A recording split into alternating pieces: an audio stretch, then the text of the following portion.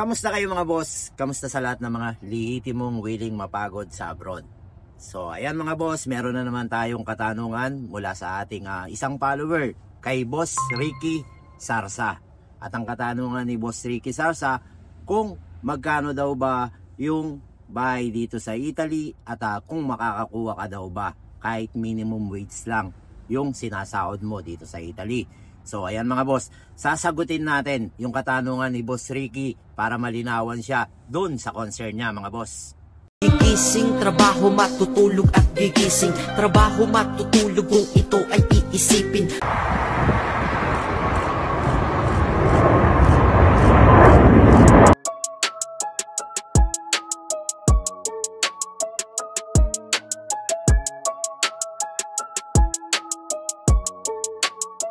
Eto na nga mga boss, sasagutin natin yung katanungan ni Boss Ricky about dun sa concern niya na kung maaari ka daw bang makakuha ng bahay dito sa Italy at kung minimum wage lang yung kinikita mo, pwede ka bang makakuha ng bahay dito.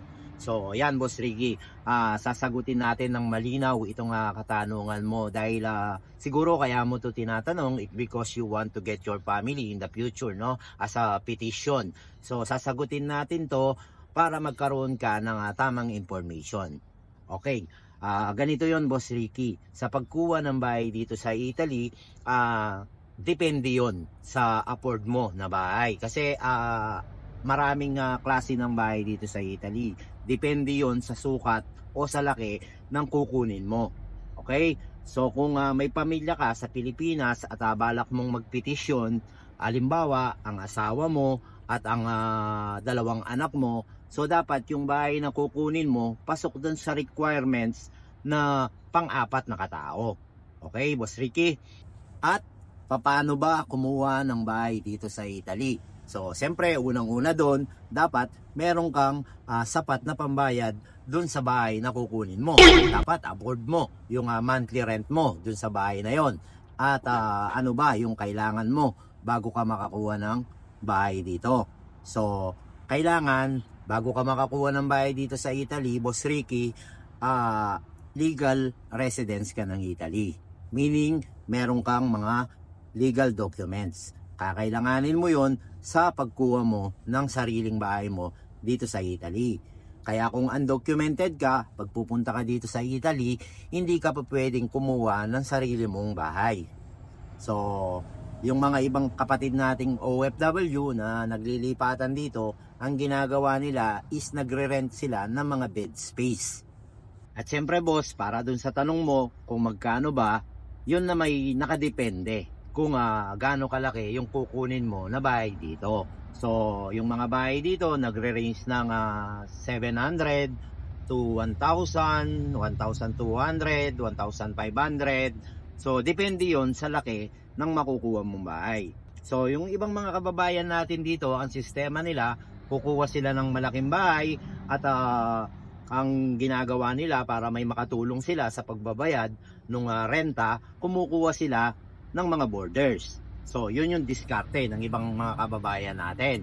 Pero kung gusto mong mamuhay ng peacefully, ayun, kumuha ka lang ng bahay na sasapat dun sa pamilya mo para kayo lang yung titira doon. Okay?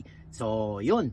Siguro naman Boss Ricky, nasagot natin ng malinaw yung katanungan mo. At doon sa ibang mga followers natin na may ibang concern o may iba kayong gustong itanong nyo lang sa pamamagitan ng mga ginagawa natin na video na to at pagsagot sa inyo, malilinawan kayo about sa sistema dito sa Italy. Para hindi na rin kayo ganong naguguluhan kung ano bang buhay meron dito sa Italy. So magtanong kayo, tapos gagawan natin ng ganitong klaseng mga video. At yan, kung gusto nyong ikalat, i-share nyo na lang para din ma-inform natin yung ibang mga kapatid nating OFW na baka parehas ng mga katanungan nyo.